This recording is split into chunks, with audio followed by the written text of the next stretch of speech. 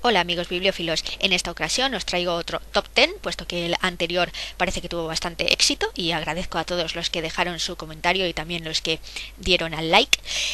Y este top 10 es diferente porque este top 10 es mi top 10 de novelas de misterio. ¿Quién lo hizo? Sí, lo que los angloparlantes conocen como whodunit, es decir, esas novelas donde tenemos un crimen, tenemos una lista cerrada de sospechosos y tenemos un detective, sea este amateur o no, que tiene que resolver el crimen. Vamos, lo que viene siendo un episodio de Se ha escrito un crimen normal y corriente, ¿vale? Lo que es una historia de detectives clásica, lo más clásico. De hecho, este top 10 os daréis cuenta que es en eso bastante clásico. No tiene así como novedades increíbles.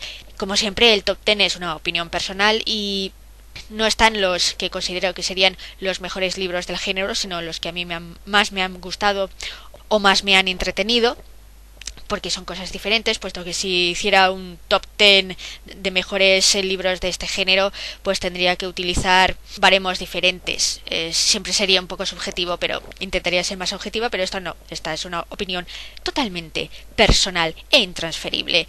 Y dicho esto, empecemos con la lista. Número 10. El sabueso de los Baskerville, de Sir Arthur Conan Doyle. Esta es la única novela de Sherlock Holmes y la única novela de Conan Doyle que va a aparecer en esta lista. Y diréis, jo, qué morro tienes. O sea, además que utilizas el dibujo de Sherlock Holmes, o más bien el dibujo que se popularizó de Sherlock Holmes gracias a las ilustraciones de Sidney Paget, porque lo cierto es que Sherlock Holmes nunca se vistió así. Y sí, lo admito, aunque Sherlock Holmes es internacionalmente conocido, no opino que dentro de los misterios de quién lo hizo tenga que estar así en una puntuación muy alta, puesto que Sherlock Holmes, a ver, las novelas de misterio con detectives y estas cosas siempre suelen tener trampa, ¿vale? Siempre el protagonista, el detective, siempre se deja alguna cosa o alguna pista que no te enseña del todo o te intenta engañar, más bien, ya sabes, de esconder la verdad en una mano y enseñarte la otra, así como los prestidigitadores. Pero Sherlock Holmes es realmente muy tramposo, tal vez porque es un poco anterior a cuando se establecieron lo que viene siendo las reglas que ya todo el mundo utiliza para este tipo de historias. Y claro, lo que tenemos es que muchas veces Sherlock Holmes pues resuelve el crimen básicamente por una pista o información que no es que ya no te haya dado antes, ni tengas la más remota idea de que existía, sino que además Sherlock Holmes lo trae después de haber estado él solo ahí a su bola, en una misión secreta disfrazado, y entonces viene con toda esta información y te la cuenta, que dices, muy bien, Sherlock Holmes, así me gusta, así, qué bien, todo esto podías haberlo escrito, pero vale, si no quieres Conan Doyle, que sepamos lo que viene siendo la solución antes que tu detective, pues bueno, pues muy bien. Y esta novela, pues el sabueso de los Baskerville también tiene un momento así, que es el momento ese que aparece de repente Sherlock Holmes y no, si yo siempre estuve aquí, es que estaba disfrazado. Que dices tú, por Dios, Sherlock, de verdad, podrías acompañar más al doctor Watson, que siempre le dejas ahí de pringadillo al pobre, teniendo que lidiar con los clientes mientras tú te vas por ahí, no sé, de parranda. Pero el que más me gusta de los relatos de Sherlock Holmes es el sabueso de los Baskerville, por su ambientación, básicamente por ese ambiente casi gótico que le da Conan Doyle, por esto de que hay una maldición y se supone que hay fantasmas. Luego lo utiliza esto básicamente para echarlo por tierra, porque Sherlock Holmes, ya sabéis, es muy deductivo y esas cosas, como los fantasmas no existen, aunque luego Conan Doyle le daría al espiritismo bastante fuerte. Pero en esta novela la parte gótica se supone que es solo simple teatro, pero lo cierto es que está bastante bien reflejado y a mí me gustó la ambientación, y por eso el sabueso de los Baskerville está en el número 10 de mi top 10. Número 9. El misterio de Gramercy Park, de Anna Catherine Green.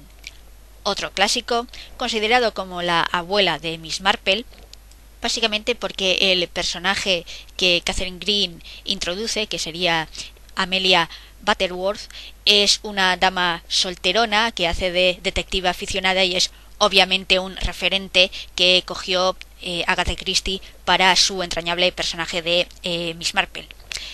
aunque creo que este personaje me cae mejor que Miss Marple. Sí, bastante, un poco mejor. Es un misterio de lo más clásico, con todos los clichés, pero es muy fácil de leer, se lee enseguida, o sea, en un pispás, no te cuesta nada y es muy agradable de una vez que te lo has terminado, dices, mira qué bien, no era nada, pero me lo he pasado muy bien. Y yo, por estas cosas de la vida, me lo leí en inglés, pero de Época, la editorial de Época, ha sacado una edición hace nada de este libro y es muy bonita. Es de esas cosas que de vez en cuando a mi padre le miro con ojos de cachorrillo y digo, podrías comprarlo, ¿verdad? No te cuesta nada, pero bueno, en fin. Y que si podéis haceros con él, por favor, compradlo porque es realmente muy preciosa. Y por esa facilidad de contarme una historia de detectives muy clásica pero muy agradable, el número 9 es para El misterio de Gramercy Park. Número 8. La esclava de azul y la lágrima de Atenea de Joaquín Borrell. Bueno, vale, es igual hacer un poco de trampa porque son dos libros, pero yo siempre los considero como uno solo, porque la lágrima de Atenea es la continuación de la esclava de azul y yo la suelo coger como un todo porque básicamente soy una shipper. Eso es así. Yo la leí cuando era muy joven y está la foto, ya sé que la fotografía es de una calidad deplorable, pero está solo para que sepáis que esos libros existen. No son creaciones de mi imaginación, de verdad están escritos y fueron publicados. Son de verdad. No estoy loca. Casi. Bueno, en fin, que la esclava de azul y la lágrima de Atenea nos cuenta la historia de Diomedes, que es un ateniense que tiene que ir a Roma porque su tío Alcímedes se murió y le legó todas sus posesiones, que al parecer simplemente es en la oficina en la que trabajaba, porque trabajaba como exquiriente. Y cuando nuestro amigo Diomedes se pregunta qué es eso, pues es básicamente ser un detective en lo que viene siendo la Roma imperial cuando Julio César acababa de acceder al poder y antes de que muriera. Es un libro muy divertido, realmente es gracioso, me lo paso muy bien leyéndolo. Además, la primera de las novelas tiene 3 casos o 3 misterios en uno, así que, bueno, si os hacéis con él, pues lo cunde, porque son 3 misterios por el precio de uno, así que es bastante asequible. Además, me encanta la ayudante de Diomedes, que es Baiasca, que es una esclava que no habla mucho, pero tiene sus momentos de salidas sarcásticas y no sé, tampoco tiene nada, pero yo lo encontré muy entretenido y todavía me acuerdo de él. O sea, yo lo leí cuando era adolescente, pero todavía recuerdo la historia y sí, sigo siendo una shipper. Así que por escribir una historia que todavía está en mi memoria, el número 8 es para La esclava de azul y la lágrima de Atenea de Joaquín Borrell. Número 7. Una virgen de más, de Lindsay Davis. Sí, de detective en la época romana antigua a detective en la época romana antigua y tiro porque me toca. Lindsay Davis tiene una saga de libros que se centran en un detective llamado Marco Didio Falco, y es un detective a veces parece muy del libro de Chandler, ya sabes, estos detectives que están de vuelta de todo y son muy sarcásticos y muy cínicos y la vida les ha pegado muchas patadas, pero lo que tiene Marco Didio Falco es una familia que le rodea, que es bastante disfuncional pero bastante divertida, y también una mujer que se llama Elena Justina, que es hija de senadores y que le ayuda en sus investigaciones. Dentro de lo que es la saga hay libros de todo, hay libros de Atrapa al psicópata o en los que ya conocemos al criminal, pero yo creo que como historia de detectives clásica, Una virgen de más cumple todos los requisitos y me gusta mucho, puesto que está centrada en un crimen, bueno, 2, pero uno de ellos un asesinato dentro de lo que viene siendo las élites religiosas romanas en la época del emperador Vespasiano, que no sé si sabréis, es el emperador que sucedió, por decirlo de alguna manera, porque hubo una guerra civil, a Nerón. A mí me gustan mucho los libros de Lindsay Davis, de este detective Marco Didio Falco. y siempre puedo aconsejar leer esta o la primera de las novelas, si no habéis leído ninguna, La Plata de Britannia, que también es un misterio bastante clásico en el que hay que averiguar quién es el criminal. Así que por escribir una historia de una época romana que tampoco sabía tanto como es la del emperador Vespasiano, el número 7 es para Lindsay Davis y su Una Virgen de Más. Número 6. El caso de los anónimos de Agatha Christie. El caso de los anónimos es la novela protagonizada por Miss Marple que más me gusta. Estoy dispuesta a confesar que sí, Un crimen dormido es una mejor novela, pero el caso de los anónimos tiene a dos protagonistas que son Jerry y su hermana, que se van a este pueblecito tranquilo de la campiña inglesa y de repente se encuentran con que hay alguien que está escribiendo unos anónimos y al parecer por causa de uno de ellos, por lo que decía en dicho anónimo, una mujer se suicida y así comienza todo este misterio en el que Jerry intenta averiguar qué ocurre, actuando como un detective aficionado y en el que Miss Marple es un personaje pero solo de manera incidental.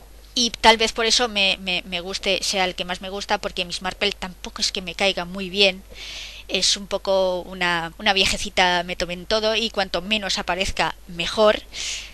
Y aunque Un crimen dormido es una mejor novela, más psicológica y probablemente más profunda, yo me divierto muchísimo más con este caso de los anónimos, porque los personajes me caen bien y sobre todo me cae muy bien Megan, que es una chica que vive en ese pueblecito y se hace amiga de Jerry, y todos los vecinos son un poco así como un poquito particulares, sí, tienen sus pequeños secretitos y sus pequeñas manías. Y por todo esto, porque realmente es una historia muy entretenida, creo que se merece el top 6 de mi lista. Número 5. El candor del padre Brown, de Gilbert Keith Chesterton.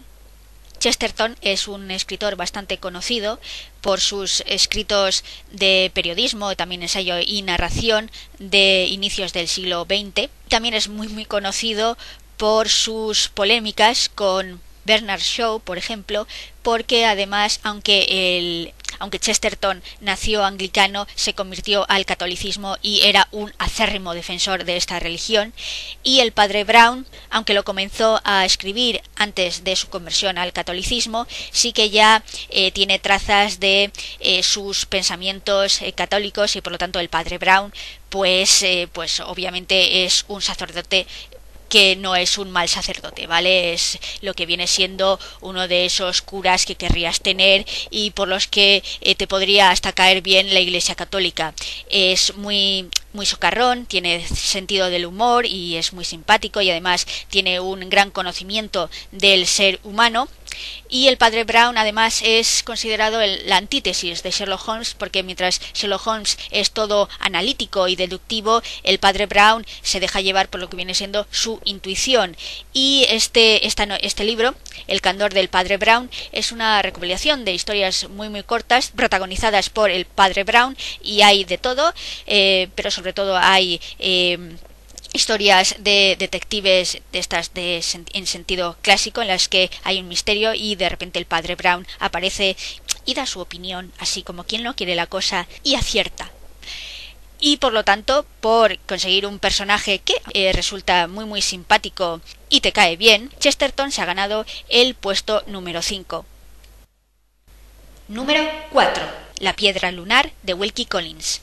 La piedra lunar es considerada la primera novela detectivesca publicada en Inglaterra.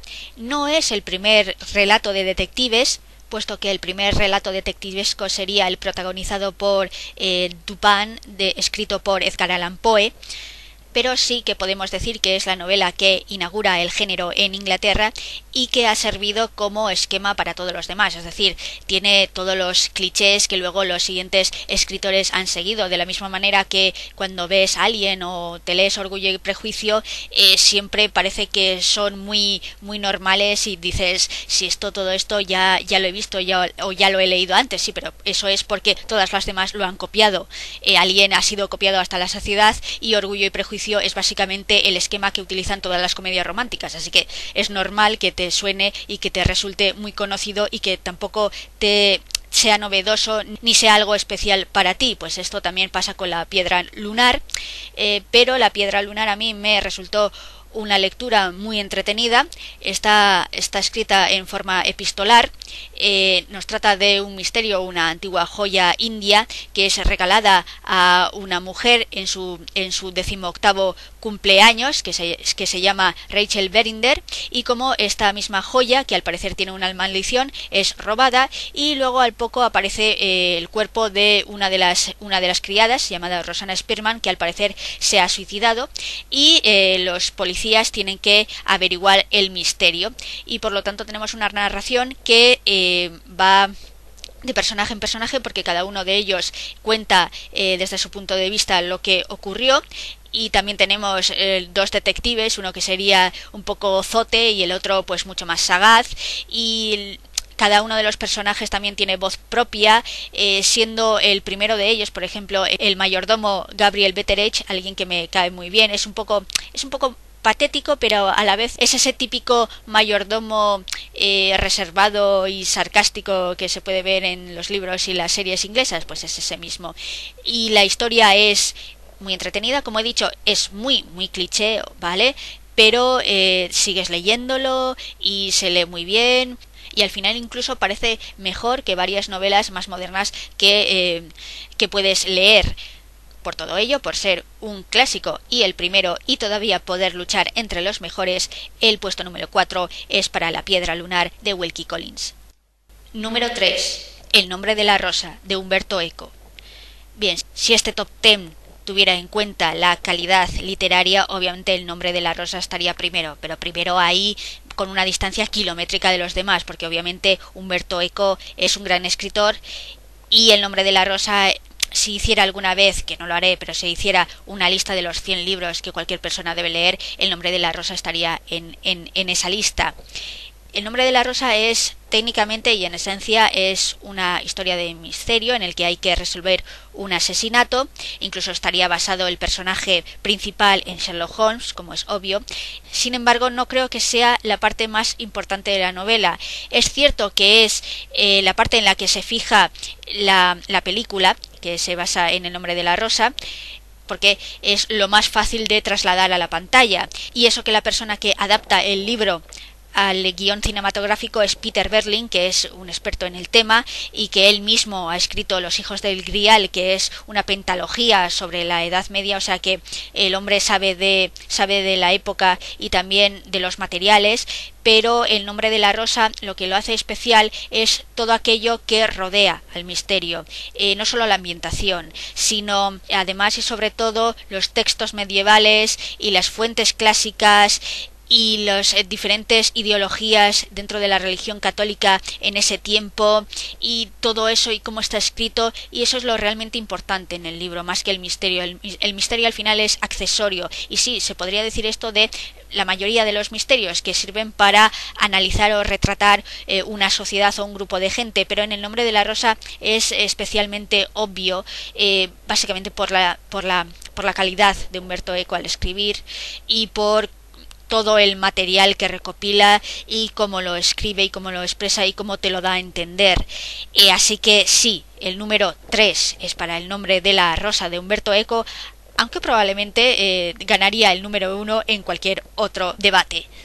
Número 2. Asesinato en el Orient Express de Agatha Christie.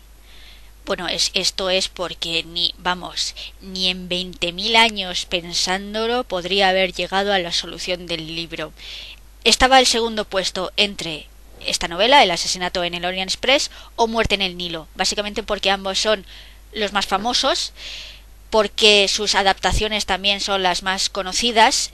Todo el mundo alguna vez habrá visto las películas en la televisión, bien del asesinato en el Orient Express, bien de Muerte en el Nilo, y ambas son bastante rebuscadas.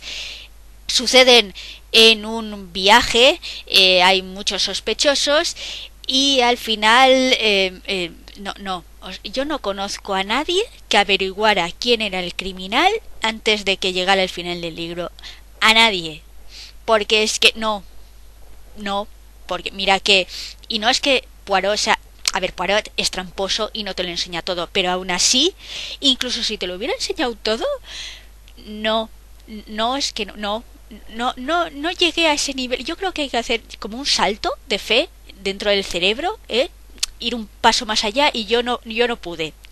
Además, ambos retratan sí un grupo de gente y las razones por las cuales cada uno podría haber cometido el asesinato, pero yo creo que Asesinato en el Orient Express me gusta más al final, porque creo que su retrato psicológico de los personajes, aunque tampoco es una maravilla, estamos hablando de Agatha Christie, tampoco nos pasemos, sí que es algo más serio. Yo creo que Asesinato en el Orient Express tiene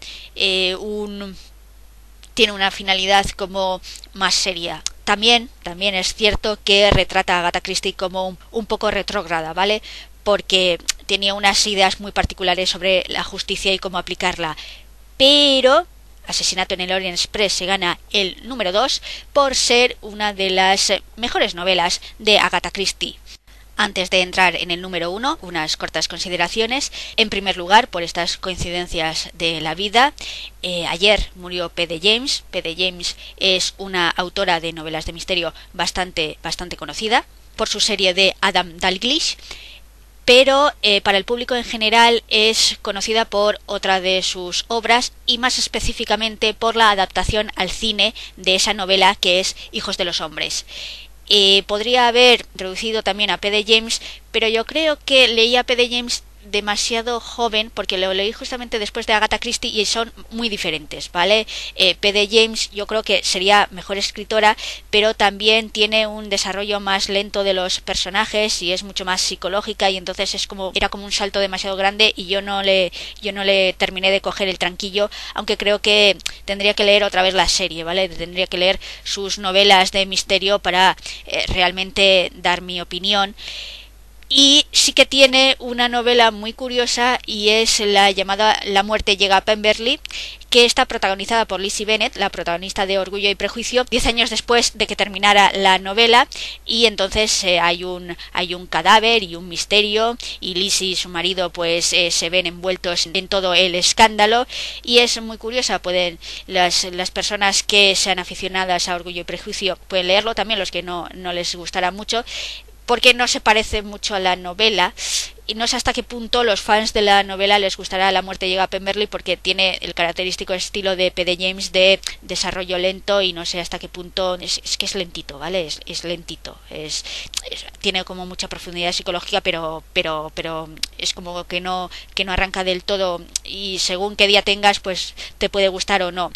La segunda consideración son las novelas de Anne Perry, protagonizadas por el detective Thomas Pitt, y en esto sería como las de Lindsay Davis, ¿vale? Hay un detective y hay varios casos que tiene que resolver, y entonces eso serían perfectamente intercambiables, según si te gusta la época de la antigua Roma o la época de la Inglaterra victoriana, según lo que más te guste, una u otra, porque además las de Anne Perry siempre son un poco más policíacas, pero sí que hay novelas como Los cadáveres de Callander Square, que yo creo que son más de misterio de quién lo hizo. Y por último, las novelas de Raymond Chandler. Las novelas de Raymond Chandler, yo me acuerdo de algo que dijo Billy Wilder, porque él adoptó un relato o una historia de Agatha Christie, y decía que Raymond Chandler era muy sugestivo, su lenguaje era muy sugestivo y su forma de escribir, pero no conseguía estructurar bien los misterios, mientras que Agatha Christie, que es mucho más prosaica, la verdad es que literariamente Agatha Christie no es nada del otro mundo, sí que conseguía estructurar unos puzzles perfectos, y yo creo que en el misterio de quién lo hizo esto es lo más importante. Quiero decir, Raymond Chandler yo creo que tal vez sería mejor escritor, pero es que sus misterios son un poco chapuceiros, sí lo son un poco liosos. Hombre, no llega a los niveles de Dashiell Hammett, creo, pero sí que son un poquito enrevesados, en el sentido que no consiguen encajar algunas piezas. Y por fin, misterio, intriga, dolor de barriga. Número 1. 10 negritos, de Agatha Christie. Sí. Agatha Christie no es nada del otro mundo, ya lo he dicho, es muy prosaica en cuanto a su escritura. Pero 10 negritos la leí cuando era muy joven y me marcó, y todavía me marca. De hecho, yo lo leía por las noches, cuando era una cría, y lo pasé mal. Recuerdo que lo pasé mal. Tampoco es yo creo que lo leo ahora y tampoco sería para tanto, pero cuando lo leí en su época sí que tuve momentos, porque va tejiendo ahí una historia de presión psicológica sobre los propios personajes. Es probablemente la novela más psicológica de Agatha Christie. Creo que Un triste ciprés es más psicológica, pero también creo que El misterio de un triste ciprés es un poco, pues tampoco nada del otro mundo, mientras que 10 negritos sí tiene una historia y un misterio que te engancha mucho. Y una vez que sabes la solución, pues te darás cuenta, sobre todo ahora, que un montón de películas y series y libros, pero sobre todo series y películas han copiado el esquema y han copiado la solución. O sea, sí, de hecho hay un graciosísimo un episodio de una serie muy antigua que se llama Remington Steele. Cogía el personaje principal como base una de las adaptaciones cinematográficas de esta novela, y de repente se dio cuenta de que el asesino mismo también había visto o había leído la misma historia y les había chafado.